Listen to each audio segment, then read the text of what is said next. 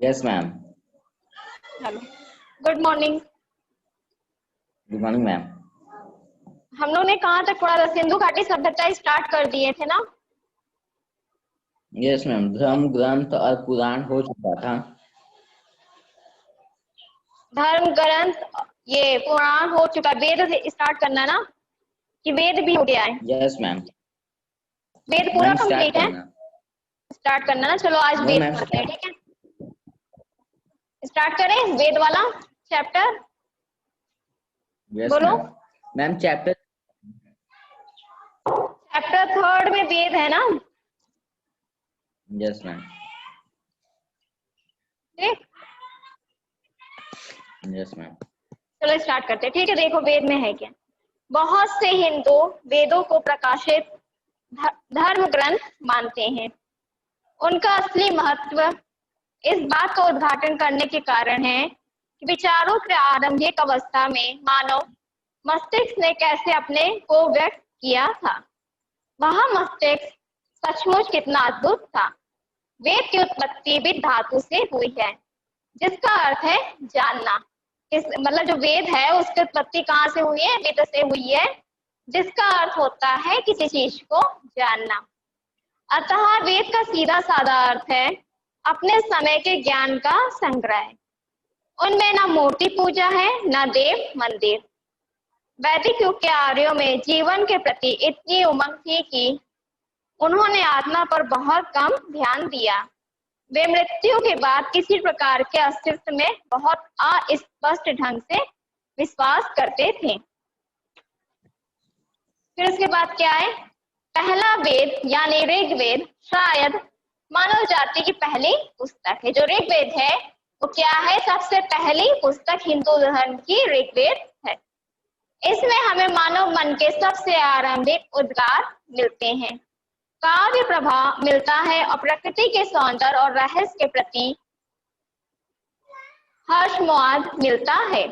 इसके अलावा हमें मनुष्य के उन साहसिक कारनामों का रिकॉर्ड मिलता है जो लंबे समय पहले किए गए। यहीं से भारत ने एक ऐसी तलाश आरंभ की जो उसके बाद कभी समाप्त नहीं हुई। सभ्यता के उषा काल में ही प्रबल और सहज कल्पना से संपन्न लोग जीवन में छिपे हुए अनंत रहस्यों को जानने के लिए सजग हुए। उन्होंने अपनी सहज आस्था के कारण प्रकृति के प्रत्येक तत्व और शक्ति में देवता का आरोप किया, पर इस सब में साहस और आनंद का भाव था। बहुत से पश्चिमी लेखकों ने इस ख्याल को बढ़ावा दिया है कि भारतीय लोग परलोक परायण में हैं।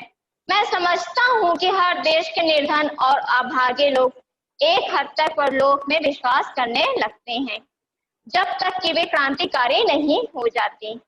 यही बात गुलाम देश के लोगों पर लागू होती है। हमें भारत में भी और स्थानों की ही तरह विचारों कर्म की दो समानांतर विकास विकसित होती हैं धाराएं दिखाई पड़ती है। एक जो जीवन को स्वीकार करती है और दूसरी जो जिंदगी से बचकर निकल जाना चाहती है।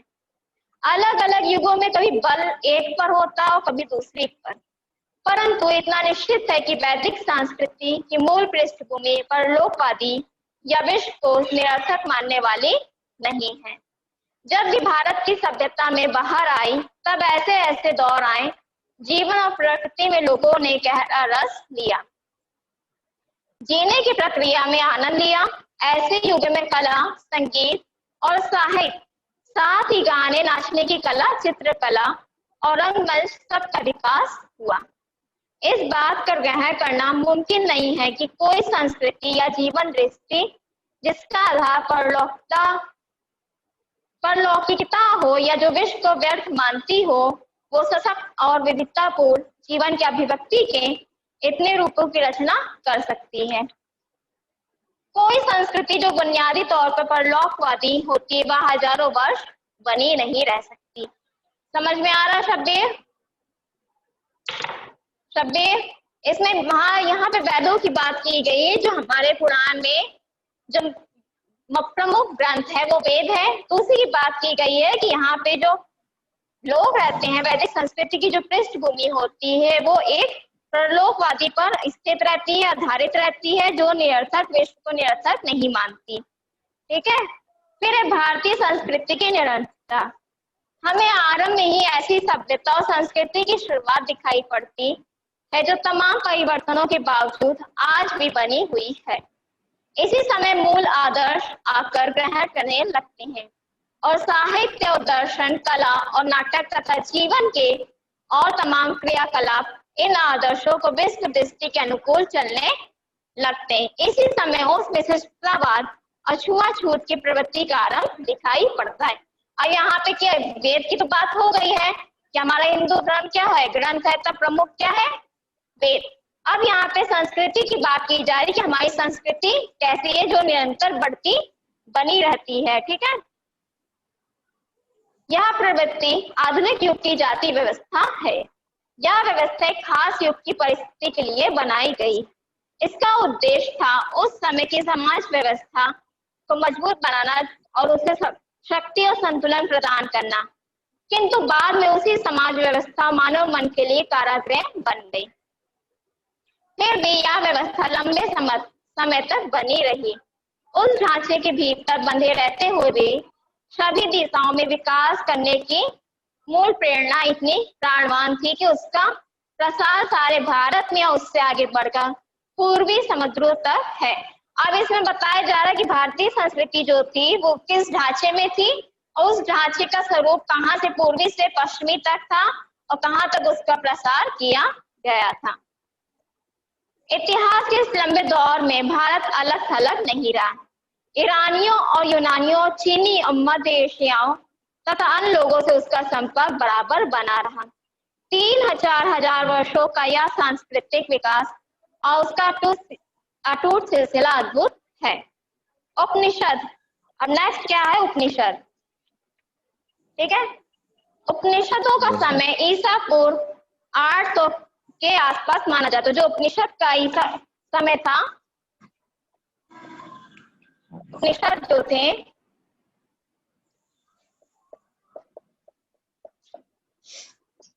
कितना था, 800 ईसा पूर्व। ये 800 ईसा पूर्व की बात कही जा रही है। ठीक है।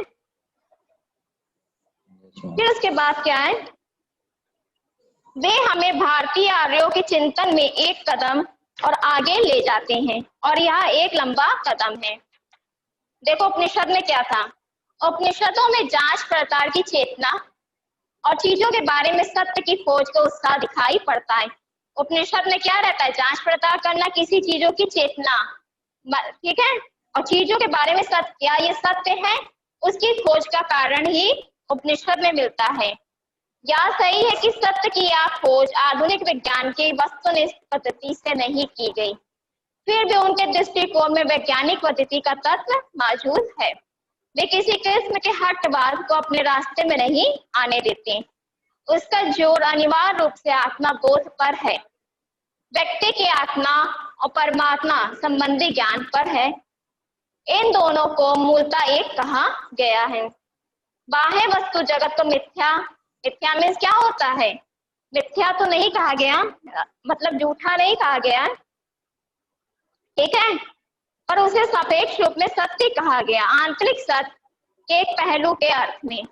उपनिषदों का समय समान झुकाव अद्वैतवाद की ओर और सारे दृष्टिकोण का इरादा यही मालूम होता है कि उस समय जिन मतभेदों के कारण भयंकर वाद विवाद हो रहे थे, ये उपनिषद की बात की जा रही है कि जब इनका समान झुकाव था अद्वैतवाद की ओर, तो उनका दृष्टिकोण क्या कहता है, यही इरादा मालूम होता है कि जिस समय मतभेदों के कारण भयंकर वाद विवाद हो रहे थे, उन्हें किसी तरह कम किया जाए। यह समंजन का रास्ता है। जादू टोने में दिलचस्पी या उसी किस्म के लोकोत्तर ज्ञान की शक्ति को निरुत्साहित किया गया है और बिना सच्चे ज्ञान के कर्म कांड और पूजा पाठ को व्यर्थ बताया गया। उपनिषद में क्या कहा गया था कि इसमें बताया गया है कि जो जादू टोना था उस पर दिलचस्पी लोग रखते थे, तो ये चीज गलत था उनके लिए। तो उन्होंने कहा कि सच्चे ज्ञान का कर्म कांड और पूजा पाठ को व्यर्थ बता दिया गया था। उपनिषद की सबसे प्रमुख विशेषता सच्चाई पर बल देना। जो सच्चाई है, जो सच है, उसी पर बल दिया गया है। उपनिषदों की मशहूर प्रार्थना में प्रकाश और ज्ञान की एक कामना की गई। असत्य से मुझे सत्य की ओर ले चल, अंधकार से मुझे प्रकाश की ओर ले चल, मृत्यु से मुझे अमरत्व की ओर ले चल। और बार बार हमें एक बेचैन मन झांकता दिखाई पड़ता है, जो निरंतर किसी खोज में, किसी प्रश्न का उत्तर पाने में लगा है। ऐत्रेय ब्राह्मण में एक इसी लंबी अनंत अनिवार्य यात्रा के बारे में एक श्लोक है। एक श्लोक का अंत इस टेक से होता है, चरे वेती हे यात्री, इसलिए चलते रहो चलते रहो। उपनिषदों में क्या बात की गई है? मेन ये बात थी उपनिषद में कि सच्चाई पर बल दिया गया था, कि सच्चाई जो सच की खोज थी, सत्य की खोज कहा गया था ना, कि उपनिषद का अर्थ क्या था? किसी चीज की सत्य की खोज करना, सच्चाई पर बल देना। उपनिषद की प्रमुख विशेषता यही थी। ठीक है। उपनिषद में ये भी बताया गया था कि Yes, ma'am. अंधकार से प्रकाश की ओर ले जाना है, मृत्यु से अमर की ओर ले चलना है। ठीक है, इसमें यही बात कही गई है। तो क्लियर हुआ? तीन चीज, वेद, उपनिषद और संस्कृति। Yes, कोई कंफ्यूजन? yes, ma'am. No, क्या ma'am. बताओ? चलो ठीक है। तो इसके बाद वाला जो चैप्टर है, नहीं है। व्यक्तित्ववादी दर्शन के लाभ और हानियां। ठीक है, इसको पढ़ लीजिएगा। Yes, ma'am. ठीक है, Yes, ma'am. कोई कंफ्यूजन तो नहीं इस चैप्टर में? हो तो पूछ लो, बोलो। No, ma'am. शब्बीर? नहीं, नहीं है, चलो मैम। ठीक है। तो फिर नेक्स्ट चैप्टर फिर नेक्स्ट डे से स्टार्ट करते हैं। ठीक है, ठीक है, मैम। क्लियर है?